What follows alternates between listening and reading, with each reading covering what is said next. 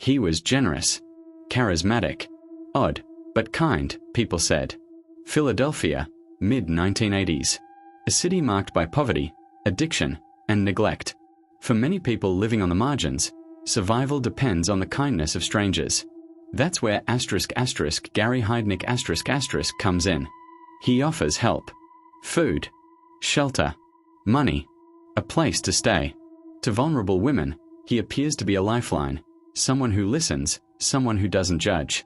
To the neighborhood, he's strange but harmless. He throws loud parties, hands out cash, talks openly. No one asks where the money comes from. No one wants to look too closely. Behind the front door, the atmosphere changes. The basement is off limits. Locked. Private. Guests are told not to enter. And they listen. At first, there are rumors. People who disappear. Stories that don't quite line up. But in a city where people vanish every day, it's easy not to connect the dots. Easy to assume the worst happened somewhere else. This man didn't need to hunt. He didn't need to chase. People came to him willingly, believing they were being helped. And the place they trusted for safety was about to become something else entirely. What followed wasn't sudden. It was systematic. Once someone accepted his help, the balance of power shifted. What looked like generosity came with invisible strings, rules, expectations, dependence. The help wasn't free, it was leverage. The basement wasn't just a room. It was a tool. Those inside learned quickly what was allowed and what wasn't. Disobedience was punished. Resistance crushed.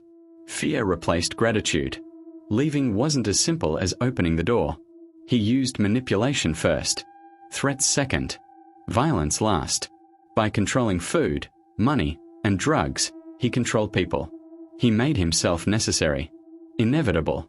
Once dependency set in, escape felt impossible. What made this worse was how open it all was. Neighbors saw women come and go, heard arguments, noticed injuries. But explanations were always ready, loud, confident, dismissive. In a neighborhood used to chaos, nothing felt extreme enough to force intervention. Authorities missed it. Complaints weren't followed up. Reports fell through cracks. Victims weren't seen as credible. Their voices carried less weight than his confidence. Inside the house, control turned into confinement. Confinement turned into torture.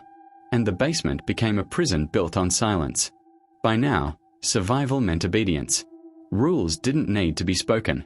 Speak only when spoken to. Do what you're told. Don't draw attention. The basement was a message, a reminder of what happened to those who resisted. Violence became routine. Controlled. Measured. Designed to break, not to attract notice. And he didn't hide. He bragged. Threatened openly. Believed he was untouchable. That no one would believe the women over him. For a long time, he was right. Some tried to escape. Those attempts were punished publicly, meant to destroy hope in everyone else. Fear spread faster than courage. Eventually, staying felt safer than running. Outside, life continued. Music, parties, shouting, police cars passing without stopping. The house blended into the city's noise, another place where disorder was expected. But confidence breeds mistakes. One night, a woman saw an opening, not in the door, but in his certainty. A moment where control loosened just enough. She ran. She didn't stop. She reached help, and this time, someone listened. That single act of courage shattered years of silence. When police returned with urgency, the truth was undeniable. The basement wasn't a rumor. It was evidence. Chains. Restraints. Clear signs of prolonged abuse and confinement. The facade collapsed instantly. The man who once spoke loudly and fearlessly was arrested, exposed, stripped of control. Neighbors watched in disbelief as women were rescued, malnourished, traumatized, terrified. Some had been trapped for weeks, others for months. Their stories overlapped in chilling ways. Media attention followed. One question dominated. How did this go unnoticed? The answer was uncomfortable. Warnings existed. Complaints were made. Red flags were ignored. Bias, neglect, disbelief. The victims weren't invisible, they were dismissed. And that dismissal allowed the abuse to continue far longer than it should have. The arrest ended the immediate horror, but opened something else entirely. A reckoning. In court, survivor after survivor testified. Different voices. Same pattern. Manipulation, isolation, control, violence. What once sounded impossible became undeniable. The evidence matched the stories. The basement told its own truth. Gary Heidnik showed little remorse. He minimized, deflected, claimed misunderstanding. It didn't matter. The sentence was life in prison. For some, it felt like justice.